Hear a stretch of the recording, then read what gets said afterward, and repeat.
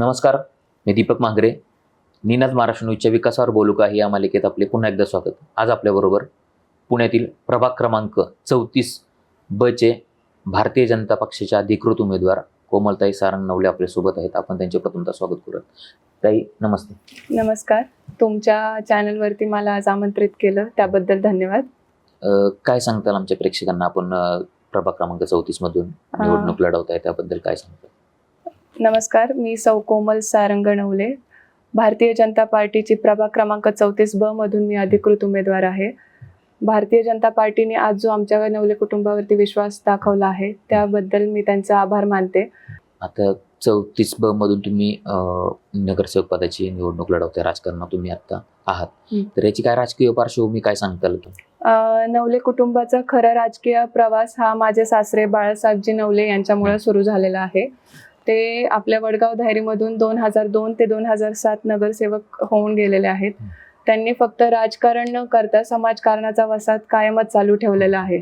त्यांच्या पाठोपाठ त्यांचे चिरंजीव म्हणजे माझे मिस्टर सारंगजी नवले यांनी भारतीय जनता पार्टीचे युवा मोर्चाचे पद भूषवले आहे. त्यानंतर ते कायमच आपले संघ आणि संघटनेशी कायमच एकनिष्ठ राहून आज मी त्यांची अर्धांगिनी म्हणून मी तुमच्या समोर उपस्थित आहे. आता तुम्ही सांगितलं की तुमचं कुटुंब भारतीय जनता पार्टीशी एकनिष्ठ आहे, तर भारतीय जनता पार्टीचा आत्ताच्या निवडणुकीमध्ये फायदा होईल का तुम्हाला प्रचारासाठी? नक्कीच, कारण देशात जसं आपलं पंतप्रधान मोदीजींचं सरकार आहे तसं आपल्या स्टेटमध्ये देवेंद्रजींचं सरकार आहे. आता ग्राउंड लेवलवरती आमच्यासारखे कार्यकर्ते उतरून आज उमेदवारी भेटलेली आहे आपल्याला. त्यामुळं सर्वसामान्यांची कामं आणि गरजा पुरवणे ही आमची जबाबदारी आहे आणि हे नक्कीच आम्ही पार करू. आता एक महिला म्हणून तुम्ही राजकारणात सक्रिय आहात, मग अशी कोणती आव्हानं वाटतात का की महिला म्हणून राजकारणात आणि पुरुष म्हणून राजकारणात असा कोणता फरक वाटतो तुम्हाला? राजकारणात येताना स्त्रीसाठी एक नक्कीच समाजात एक वेगळा दृष्टिकोन आहे. समाजाचा जरी वेगळा दृष्टिकोन असला या बाबतीत बघायचा तरी पण मी माझं काम सातत्यपूर्ण चांगल्या रीतीने चालू ठेवेल. ताई, पुढचा प्रश्न. गेले अनेक दिवस झालं प्रचाराची रणधुमाळी सुरू आहे प्रत्येक प्रभागात पुणे शहरात, तर तुमच्या प्रभागातले प्रमुख कोणत्या समस्या तुम्हाला वाटतात की त्या प्रामुख्याने सोडवल्या गेल्या पाहिजेत? आपला प्रभाग 34 मध्ये म्हणजेच वडगाव, बुद्रुक, धायरी आणि नरे मध्ये नवीन समाविष्ट गावं जी आहेत, नरे आणि उर्वरित धायरीचा परिसर, तिथे खूप सारे पाणी टंचाईचा प्रॉब्लेम आहेत आणि ट्रॅफिकचा खूप सारा इश्यूज आहे. मग याच्या समस्या वाटतात मुख्य तुम्हाला, या सोडवण्यासाठी कोणत्या ठोस उपाययोजना तुम्ही करणार का तुमच्या पक्षाच्या वतीने? नक्कीच, आम्ही आमच्या अहवालात जाहीरही केला आहे. येत्या 6 महिन्यात आपण आपल्या पाण्यात टंचाईवरती पहिलं आपण काम करणार आहे आणि त्यानंतरच्या 6 महिन्यात आपण पूर्णपणे ट्रॅफिकच्या रिलेटेड सगळे प्रश्न सोडवणार आहेत. जसे की आपल्या प्रभागात भरपूर साऱ्या अम्युनिटी स्पेसेस आहेत, त्यात आपण गार्डन्स उपलब्ध करून देणार आहोत जी आत्ता काळाची गरज आहे. युवा पिढीला, लहान मुलांना ही आत्ता फिजिकल ॲक्टिव्हिटीजची खूप सारी गरज आहे. त्यातच आपण वृद्धांपासून तरुणांपर्यंत सगळ्यांसाठीच ओपन जिमची कन्सेप्ट करणार आहोत.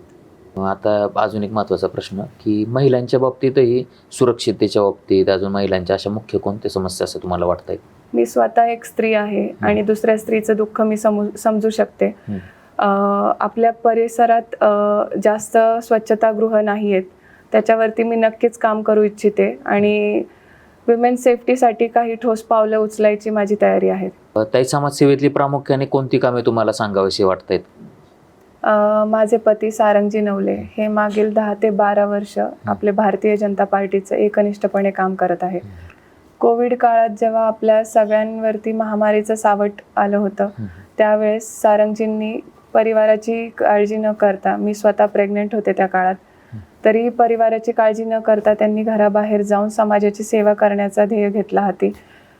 त्या काळात बेडचं प्रोव्हाइड करायचं असेल पेशंट्सला किंवा व्हेंटिलेटर्सची गरज असतील, त्यानंतर सेकंड वेव्हमध्ये वॅक्सिनेशन्स आल्या आपल्या इथे, वॅक्सिनेशन प्रोव्हाइड केलं, आरोग्य शिबिरं लावली. हे सगळी कामं आपण सातत्यपूर्ण करत आलेलो आहोत. ताई, जशी आत्ता तुम्ही निवडणूक लढवताय तसे बाकीचेही नगरसेवक अनेक प्रभागातून इच्छुक आहेत, वेगवेगळ्या पक्षातून, ते विरोधक आहेत तुमचे. त्या विरोधकांबद्दल काय बोलावं असं वाटतं तुम्हाला? कोणावरही टीका टिप्पणी न करता, मला कोणालाही क्रिटिसाइज न करता मला स्वतःवरतीच काम करायचं आहे. सेल्फ इम्प्रूव्हमेंट हा माझा पहिला मोटिव्ह आहे आणि समाजकारण त्याच्या मार्फत मला कसं करता येईल हे मी त्याच्याकडे लक्ष देणार आहे जास्त. तर आपण जे आता प्रभाग क्रमांक 34 मधून निवडणूक लढवत आहे, यामध्ये तुमच्याबरोबर अजून 3 सहकारी तुमच्याबरोबर आहेत आत्ता. एकत्र तुम्ही भारतीय जनता पार्टीकडून प्रचार करताय 4 जण मिळून. या सहकाऱ्यांबद्दल काय तुम्ही सांगताल? जसं आपल्याला माहिती आहे, अ गटातून हरिदासजी चरवड आहे, ब गटातून मी कोमल सारंग नवले आहे, क गटातून जयश्रीताई भूमकर आहेत आणि ड गटातून राजा भाऊजी लायगुडे आहेत माझे सहकारी. हरिदासजी चरवड यांच्या बाबतीत बोलायचं झालं तर ते उच्च शिक्षित आहे. आपल्या प्रभागाची सखोल माहिती त्यांना आहे. दुसऱ्या सहकारी आहेत आमच्या जयश्रीताई भूमकर, त्या जिल्हा परिषद सदस्य होत्या. नरेमध्ये आत्ता जे नवीन समाविष्ट नरे आहे त्यांचं तिथे खूप चांगलं काम आहे. राजा भाऊजी लायगुडे हे तर आमच्या प्रभागातील एक फेमस व्यक्तिमत्व म्हणून ओळखलं जातं. ऑन ग्राउंड त्यांचं काम आहे, उभे राहून ते सगळे कामं करून घेतात. हे सगळे तिघही माझ्यापेक्षा सिनियर आहेत आणि खूप साऱ्या अनुभव त्यांना इथून मागच्या 10 वर्ष किंवा 25 वर्ष काही अनुभव आहेत. या सगळ्यांचा अनुभव आणि नवले कुटुंबाचं राजकीय आणि समाजाचं काम हे नक्कीच आम्हा चौघांनाही पाठबळ देणारं राहील. ताई, अजून कोणती ठोस कामे अशी तुम्हाला तुमच्या कुटुंबाकडून झालेली अशी सांगावीशी वाटतात की त्याचा उल्लेख आवर्जून करावासा वाटतो? ज्यावेळेस माझे सासरे 2002ला निवडणूक लढवत होते, त्यानंतर त्यांच्या विजयानंतर आपली जी नारायण नवले प्राथमिक शाळा आहे ती अक्षरशः कौलारू परिस्थितीत होती आणि खूप हाल मुलांना सोसावे लागत होते. त्यावेळेस त्यांनी कायापालट करून 4 मजली तिथे इमारत बांधली.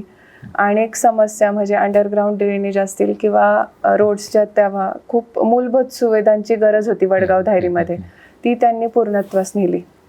आप्पांनी खूप सारे गरजूंना शासकीय मदत केलेली आहे, सरकारी जॉब्स उपलब्ध करून दिलेले आहेत. तुम्ही वडगाव धायरीमध्ये कुठेही कोणत्याही घरात आप्पांचं नाव काढलं तरी एक वेगळी ओळख त्यांची समोर येते. अजून एक महत्त्वाचा मुद्दा आहे की पुण्यात आत्ता मी फिरताना प्रत्येक प्रभागात नागरिकांकडून एक बोललं जातं की उमेदवाराचं शिक्षण पाहिलं जातं, तो उमेदवार सुशिक्षित आहे का, त्याचं क्वालिफिकेशन काय आहे, त्या बाबतीत नंतर तो किती समस्या सोडू शकतो, ह्या बाबतीत काय सांगताल तुम्ही? Yes, definitely. An educated candidate brings better decision, clear communication and smart decision making which leads to more developed and progressive region. मी स्वतः BSc ग्रॅज्युएट आहे, केमिस्ट्री स्पेशलायझेशन आहे माझं आणि शिक्षण नक्कीच खूप महत्त्वाचं आहे या फील्डमध्ये. ताई, अजून एक प्रश्न, ह्या तुमच्या प्रभागामधीलच युवा वर्ग पहिल्यांदा जे मतदान आत्ता करणार आहेत त्यांना काय संदेश देताल तुम्ही? नक्कीच आपल्या प्रभागात 18+ फर्स्ट टाइम वोटर्स खूप सारे आहेत. त्यांची समस्या मी स्वतः एक यंग नेतृत्व म्हणून खूप चांगल्या पद्धतीने समजून घेऊ शकते, त्यांच्या समस्या जे काही असतील आणि योग्य रीतीने त्यांच्या समस्या पुढे मांडण्याचा मी नक्की प्रयत्न करेन. ताई, अजून एक महत्त्वाचा मुद्दा, आपण आत्ता नगरसेवकाची जी निवडणूक लढवत आहे त्यामध्ये जर निवडून आल्यानंतर प्रभागामध्ये किती वेळ उपलब्ध राहणार तुम्ही? नक्कीच निवडून आल्यानंतर आम्ही दोघे म्हणजे माझे पती सारंगजी नवले आणि मी पूर्ण वेळ समाजकार्यात आणि नागरिकांचे प्रश्न सोडवण्यात आम्ही तत्पर राहू. इथून मागेही होतो आणि इथून पुढेही राहणार. ताई, शेवटचा प्रश्न की आपण ज्या प्रभागातून निवडणूक लढवत आहे येथील नागरिकांनी मतदारांनी तुम्हालाच निवडून का द्यावं असं तुम्हाला वाटतं? एक युवा नेतृत्व आणि नागरिकांच्या समस्या खूप जवळून मी त्यांच्या समजून घेईल आणि पुढे मांडण्याचा खूप चांगल्या रीतीने प्रयत्न करेल. प्रभागातील एक लेख म्हणून जनतेने मला नक्कीच एक संधी द्यावी. ताई, धन्यवाद. आपण आमच्या मालिकेत सहभागी झालात. आमच्या न्यूज चॅनलकडून तुम्हाला खूप खूप शुभेच्छा. खूप खूप धन्यवाद तुमचे. विकासावर बोलू का ही मालिका आपण अशी सुरू ठेवणार आहोत. ही मालिका पाहण्यासाठी निनाद महाराष्ट्र न्यूजच्या यूट्यूब चॅनलला लाईक, फॉलो, सबस्क्राईब करायला विसरू नका. धन्यवाद.